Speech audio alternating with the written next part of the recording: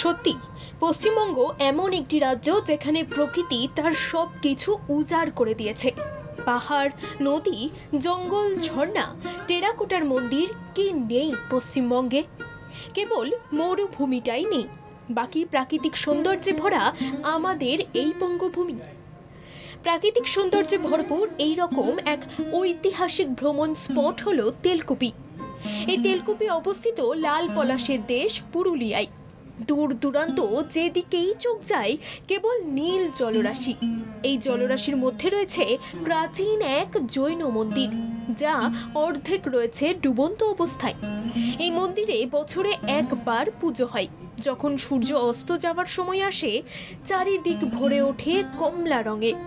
সেই সময় প্রকৃতিকে আরও অপূর্ব দেখায়। এই ঐতিহাসিক গ্রাম তেলকুপি একদা ছিল কর প্রদানকারী রাজ্য। এখানে ছিল একটি বন্দরও। 1872 সালে এখানে এসেছিলেন জেডি বেগলার। সেই সময় এখানে ছিল 22টি দেবদেউল।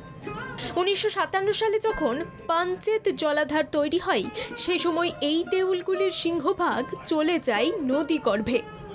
মাত্র 3টি দেউল এখন মাথা উঁচিয়ে দাঁড়িয়ে রয়েছে। ভাবছেন কিভাবে যাবেন?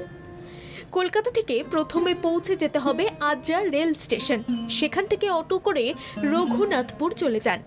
রঘুনাথপুরে থাকার জন্য প্রচুর হোটেল ও লজ রয়েছে। সেখান থেকে তেলকুপির দূরত্ব মাত্র 10 কিলোমিটার। আর দেরি না করে হাতে 2 দিন সময় নিয়ে ঘুরে আসুন এই সুপ্রাচীন ঐতিহাসিক স্থান থেকে।